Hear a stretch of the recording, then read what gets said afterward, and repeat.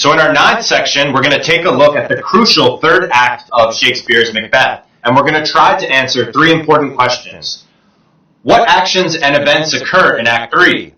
What are some key moments in Act 3 that warrant further analysis? And what is the significance of Macbeth's conversation with the murderers? We're going to take a close look and attempt to interpret this passage and produce some important meanings that are going to help to tie together some things that have been developing throughout the play.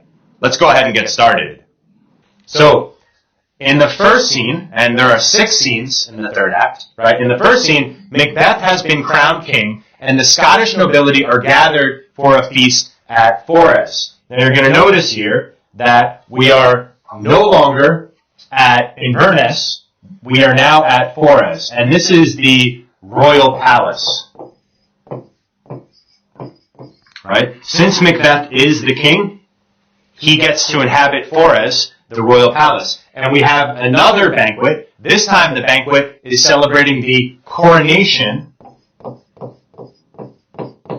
of Macbeth, or his official crowning as king. And the fact that we have another banquet, again, is an example of this motif of doubling, that we see throughout the play. The first banquet occurs at Inverness when Duncan arrives after the slaying of MacDonald and the Thane of Cawdor, and he's murdered that night. And now another banquet happens, again associated with an important murder, the murder of Banquo. So again, we see this cyclical nature of Macbeth, this doubling and this inversion that we're going to continue exploring.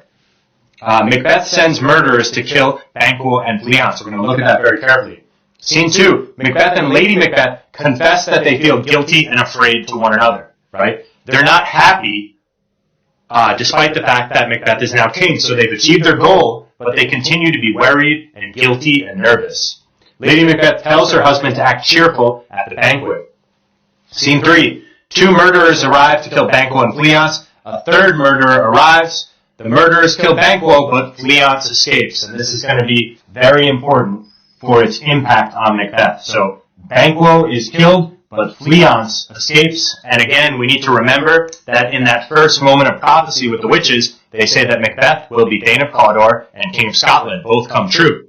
They also said that Banquo will be father to a line of kings. That hasn't come true yet, but Macbeth is very worried that Fleance will become king, and that will mean that he will not be able to pass on his crown to future generations and could result in his own death. Right?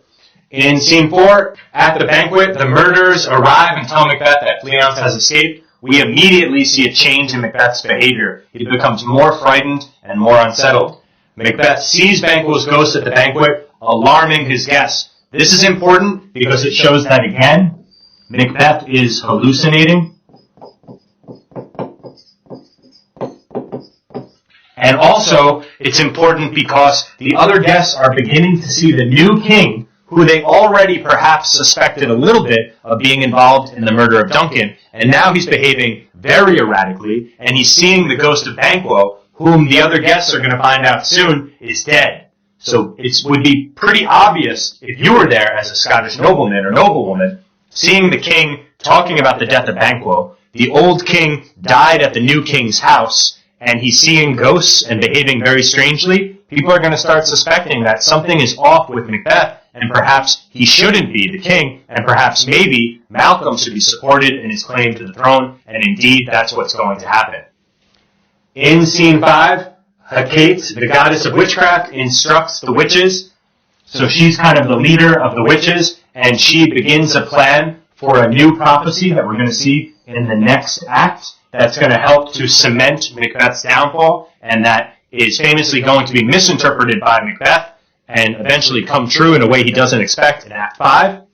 And in Scene 6, Lennox reveals that he believes the death of Duncan and Banquo to be suspicious, and that King Edward of England supports Malcolm. So in Scene 6, we're really getting information, again, about how Lennox and the Scottish nobility are viewing the strange events that are taking place at Inverness and Forres, associated with Macbeth. Again, this final scene is kind of a double of the previous scenes with Angus and Ross and the old man, where they discuss recent events with Macbeth, and we kind of see the interpretation of the Scottish nobility as to whether they support Macbeth or whether they think that he shouldn't be king and perhaps Malcolm should be king.